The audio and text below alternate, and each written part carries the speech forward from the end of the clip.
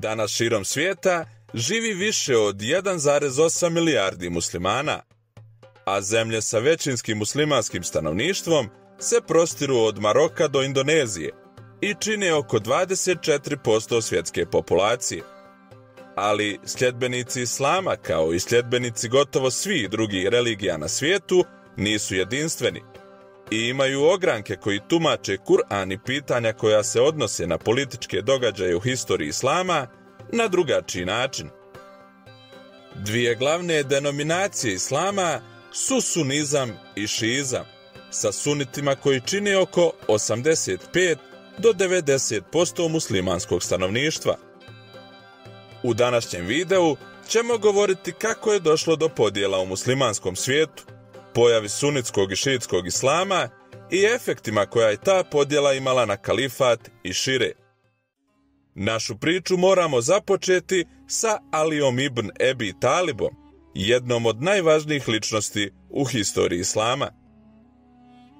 Alija ili Ali ibn Ebi Talib rođen je u Meki 10 godina prije početka objave Kur'ana, odnosno oko 600. godine.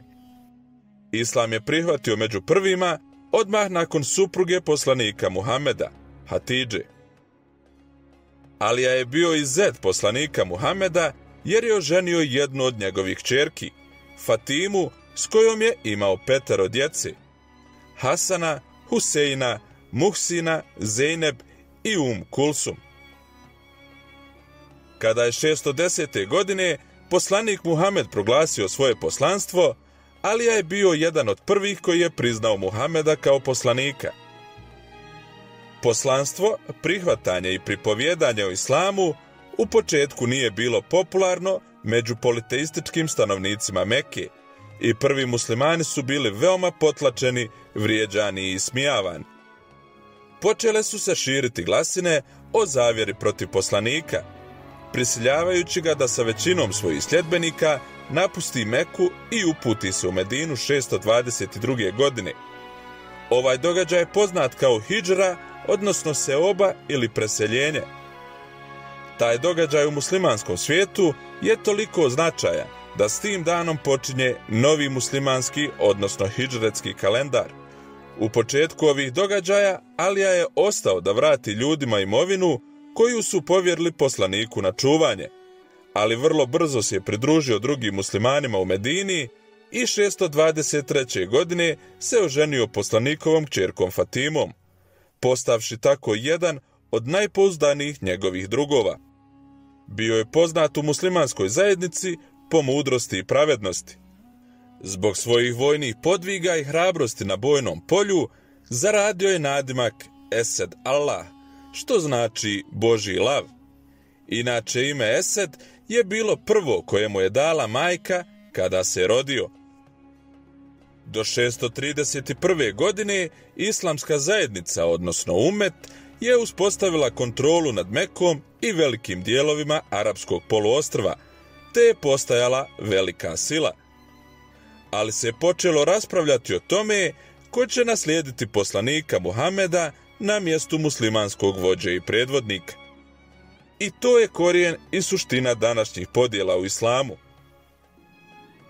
Sunitski i šiitski izvori nude različita tumačenja historijskih događaja. Na povratku iz Mekke u Medinu sa svog posljednjeg hadža, odnosno hodočašća, poslanik Muhamed je održao govor u oazi Gadir Hum, kada je uzeo Aliju za ruku i rekao: svakome kome sam ja Mevla i Alija je Mevla. Šiitska teologija vjeruje da je u Gadir Humu poslanik označio Aliju kao svog nasljednika, nazivajući ga Mevla. To je višeznačna arapska riječ od kojih je jedno značenje vođa ili učitelj. Suniti vjeruju da je događaj u Gadir Humu bila samo objava srodnosti poslanika sa svojim odanim saputnikom i zetom i tumače riječ Mevla koristeći njenu drugu definiciju, prijatelj.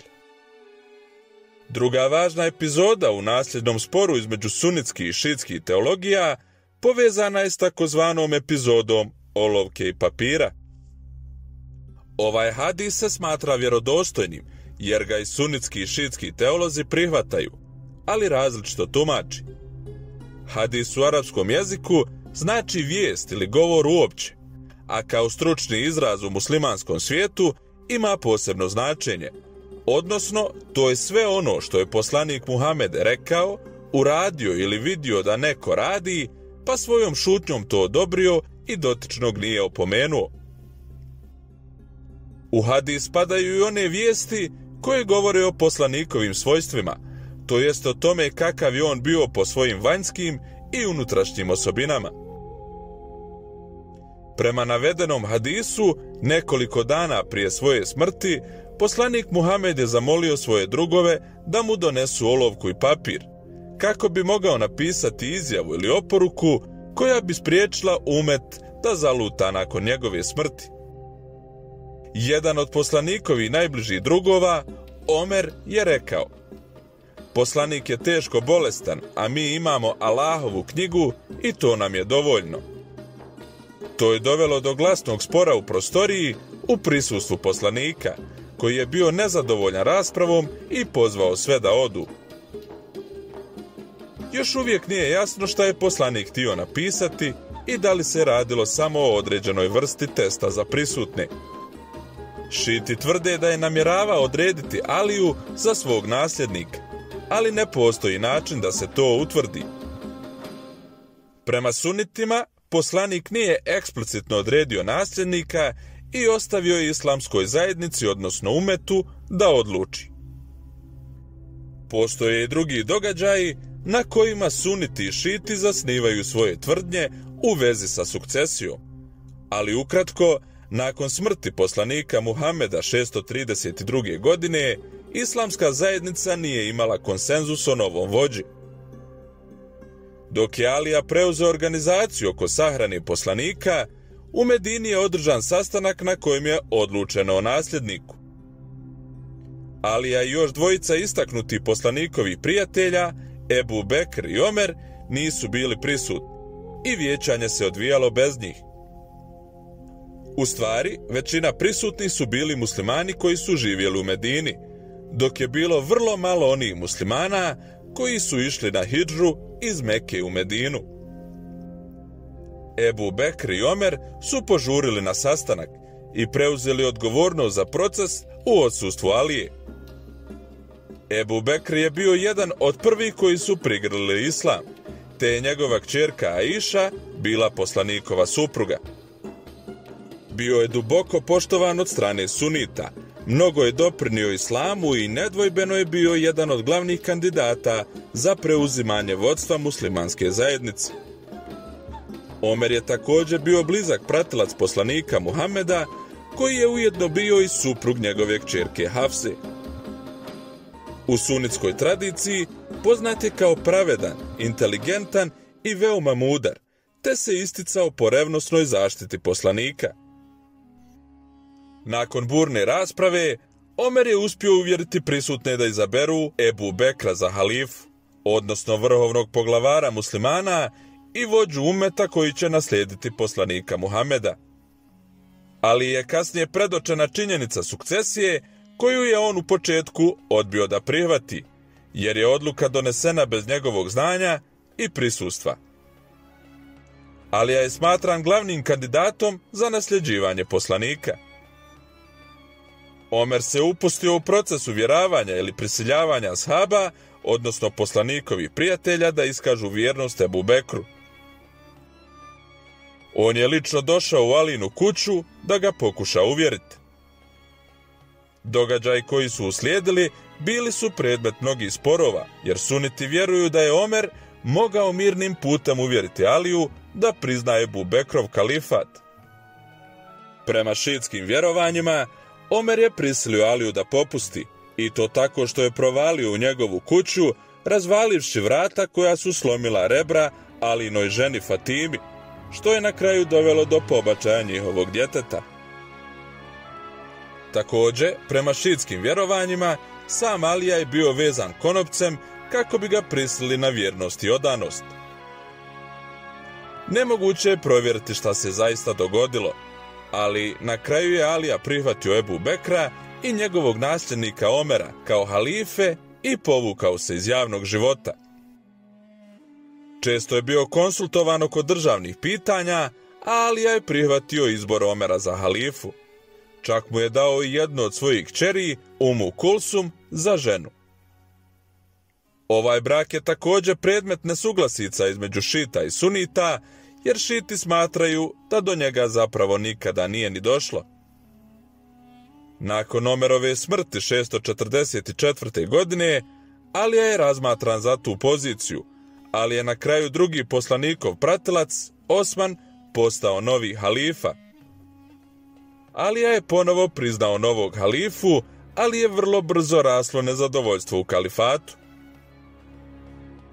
Opet se izvori ne slažu oko razloga, ali mnogi su tvrdili da je Osmanov nepotizam i popustljivost prema plemenskim rivalstvima uzrok nezadovoljstva stanovnika, koje se pretvorilo u određenu vrstu pobune.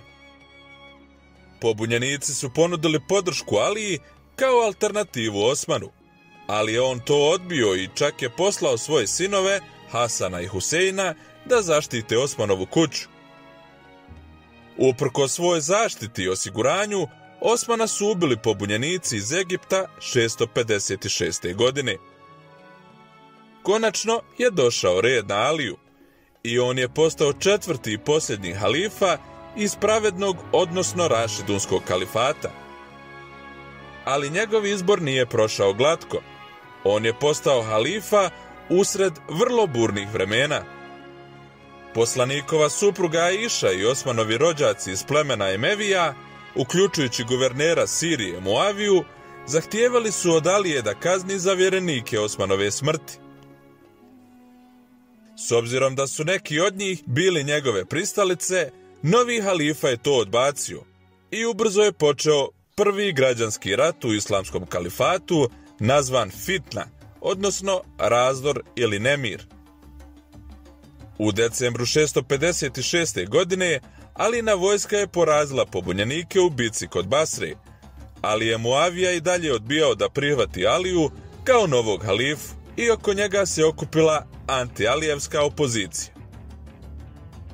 Alija je bio spreman da ne ponovi Osmanove greške i poduzeo je mjere za centralizaciju kalifata i smanjenje moći guvernera. Alija i Muavija su okupili svoje vojske i sukobili se kod Sifina, na obalama rijeke Eufrat 657. godine. Nijedna strana nije željela da se upusti u veliku bitku, ali nakon 3 mjeseca povremenih okršaja, kada je konačno izbila ozbiljna borba, Muavini sljedbenici pozvali su na arbitražu, nakon što su izjahali s kopijama Kur'ana na kopljima kako bi zaustavili sukob. Alija je bio prisiljen da pristane, ali neki od njegovih sljedbenika su se usprotivili i napustili ga. Postali su u historiji poznati kao Haridžije, od arapskog haradža, oni koji su izašli ili napustili, u ovom slučaju Alijinu vojsku. Prema arbitraži koja se dogodila u Adruhu 658. ili 659. godine, odlučeno je da se i Alija i Muavija odreknu svojih zahtjeva, a muslimanski umet treba sam da izabere svog vladara. Alija je odbacio ovu presudu i zastoj se nastavio. Muavija je proglašen halifom u Damasku 660. godine od strane svojih pristalica. Sljedeće godine Aliju su ubile Haridžije dok je klanjao namaz u džamiji u Kufi. Alijin sin Hasan proglašen je novim halifom u Kufi, koja je postala glavni grad tokom Alijine kratke vladavine. Međutim, Muavija je imao daleko jaču vojsku, tako da je Hasan odstupio s mjesta halife kako bi izbjegao dalje krvoproliće i između dvije strane potpisan je ugovor koji je sadržavao sljedeće. Hasan je prihvatio Muaviju za halifu pod uslovom da će postupati u skladu sa islamom. Muavija neće imenovati nasljednika i novog halifu će imenovati izborno vijeće, odnosno šura. Te će Muavija odustati od proklinjanja Alije i progona njegove porodice i pristalica. Muavija nije ostao vjeran svojim obećanjima i pred kraj svoje vladavine odredio je sina Jezida za nasljednika. Time se prekinula tradicija islamskog kalifata kao države koja je svog vođu birala putem konsultacija ili izbora i pretvorila se u monarhiju. Muavija je pozvao šuru, odnosno izborno vijeće u Damask, novu prijestolnicu kalifata, i kroz uvjeravanje i podmićivanje uspio osigurati podršku za Jezida. Ovakav razvoj događaja izazvao je značajno protivljenje u različitim krugovima i ova opozicija počela je da se okuplja oko unuka poslanika Muhameda i Alijinog sina, Huseina, koji je na mjesto vođe zamijenio Hasana, koji je preminuo 670. godine. Uprkos protivljenjima i negodovanjima, Muavija je uspio osigurati podršku iz Mekke i Medine za svog sina Jezida. Alijin glavni grad Kufa bio je potencijalno uporište opozicije, a smrt Muavije 680. godine pokrenula je događaje koji su dodatno podijelili islamski svijet. Nakon Muavijine smrti, Jezid je postao novi halifa i odmah je zatražio vjernost Huseina. Jezidov izaslanik nije mogao nagovoriti Huseina da to učini, a plašio se da ga ubije, budući da je Husein bio poslanikov unuk. Otprilike u isto vrijeme, ljudi iz grada Kufe počeli su da šalju pisma Huseinu, u kojima ga obavještavaju o svom protivljenju emevijskoj vladavini, te mu izražavaju podršku s namjerom da uklone Jezida s vlasti i postave njega za novog halifu. Stanovnici Kufe su stali na Alijinu stranu tokom prve fitne. Nastavili su izdržavati njegovu porodicu podržavajući Hasana i bili su veoma nesretni kada je abdicirao u korist Muavije. Husein je prihvatio ovaj poziv i poslao svog rođaka Muslim ibn Akila u Kufu da procjeni situaciju i prikupi podršku. U početku Muslim je bio vrlo uspješan i obavijestio je Huseina o napretku. Jezid je bio prisiljen promijeniti guvernera Kufe kako bi porazio opoziciju u gradu. Pošto je s vremenom podrška bila sve manja, Muslim ibn Akil odlučio je da izvede pobunu prije Huseinovog dolaska, ali je ona vrlo brzo stavljena pod kontrolu od strane Jezidovih snaga. Husein nije znao za ovo i u septembru 680. godine krenuo je prema Kufi sa oko 50 muškaraca i članova njegove porodice. Na putu je dobio informaciju o smrti Muslim ibn Akila i porazu njegovih pristalica u Kufi. Od onih koji su mu se pridružili na putu, tražio je da odu, shvatajući uzaludnost njegovog pokušaja da izazove Jezida. Vrlo brzo Jezidove i Huseinove snage su se suočile.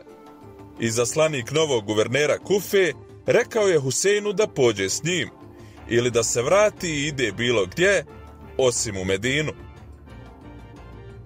Husein je to odbio i nastavio svojim putem sa snagama izaslanika koji su ga pratili. 2. oktobra Husein je stigao u Kerbalu i tamo napravio logor. Sljedećeg dana Jezid je poslao dodatnih 4000 ljudi da se suprotstave Huseinu.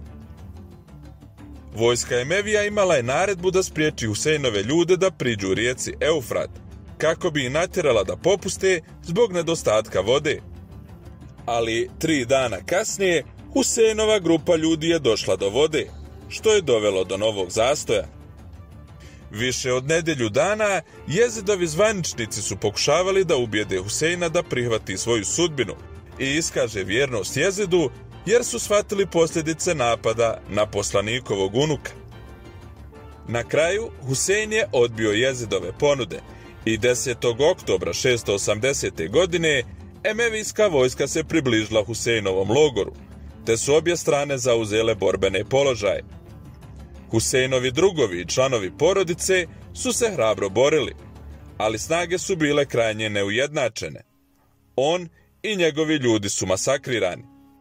Ovo je uključivalo 7 Alijinih sinova, uključujući samog Huseina, 2 Huseinova sina, 3 sina njegovog brata Hasana i druge Alijine unuke. Mnogi iz poslanikove porodice su ubijeni tog tragičnog dana. Ovo je bila posljednja kap koja je dovršila raskol u muslimanskom svijetu i podijelila ga na sunite i šite. Proces koji je započeo sporom oko nasljeđivanja poslanika Muhameda i nastavljen ubijanjem Alije i Huseina izazvao je razlaz islama sa Šijat Ali, odnosno Alijinom strankom. To je prvo postao politički pokret unutar islama, a kasnije se transformisao u ogranak islama, koji nudi alternativno tumačenje pojedinih dijelova Kur'ana i hadisa, zatim daje vlastiti pogled na islamsku jurisprudenciju, na državu i neke vjerske običaje, poštujući ljude iz kuće poslanika Muhameda, Ehli Bejt, kao izravne potomke i njegove pravedne nasljednike. Suniti, također poznati kao narod suneta i zajednice, odnosno vjernici koji slijede sunnet i tradiciju poslanika Muhameda, ostali su većina u islamu. I iako je s vremenom došlo do neke prirodne transformacije u sunitskom islamu, glavne razlike između dvije najveće grupe sežu do događaja koje smo opisali. I dok sunitska teologija također poštuje Ehli Bejt, odnosno ljude kuće, ona odbacuje pretpostavku da islamskom zajednicom trebaju vladati isključivo njihovi potomci i nasljednici. Alijino mučeništvo tokom molitve, Huseinovo mučeništvo tokom borbe protiv tiranina i uzurpatora ojačalo je osjećaj nepravde prema poslanikovoj porodici među šiitskim muslimanima i pretvorila mučeništvo u jedno od njegovih glavnih stubova. Prvi mjesec islamskog kalendara Muharem je godišnji period žalosti za muslimane šite, a 10. Muharem, poznati kao dan Ašure, je ujedno i dan bitke kod Kerbale, koji je postao vrhunac ceremonije žalosti. Za sunite, na dan Ašure je spašen poslanik Musa sa svojim narodom iz egipatskog ropstva, a potopljen faraon sa svojom vojskom. Jevreji su taj dan postili, pa je poslanik Muhamed naredio muslimanima da ga poste, jer su preči i bliži poslaniku Musi od Jevreja. Milioni odanih šita svake godine pješice kreću na hodočašće, poznato kao Arbain, ili 40. dan, koji se održava tačno 40 dana nakon dana Ašure. Nekoliko dana prije Arbaina, šiti iz cijelog svijeta putuju u grad Nadžaf u Iraku, gdje je hram imama Alije, te hodaju 2 do 3 dana prema svetištu imama Huseina u Kerbali. Šiitski poraz u bitci kod Kerbalije nije spriječio pristalice Ehli Bejta da se suprotstave tadašnjem stanju stvari u islamskom svijetu. Neistomišljenici vladajućih islamskih predvodnika bi uzimali zastavu Alijine stranke i dovodili u pitanje vladavinu kalifata. Brojne moćne države i dinastije poput Fatimida, Bujida, Nizarija, Safavida i drugi pojavile su se širom islamskog svijeta naoružane moćnom idejom šiitskog islama. Na kraju možemo reći da je korijen same podjele između šita i sunita političke prirode i nalazi se u različitom tumačenju historijskih događaja. Ukoliko vam se svidio ovaj video, molimo vas da nam pomognete u daljem radu, tako što ćete se pretplatiti na naš kanal, ostaviti like i komentar. Vidimo se u narednoj epizodi i lijep pozdrav svima!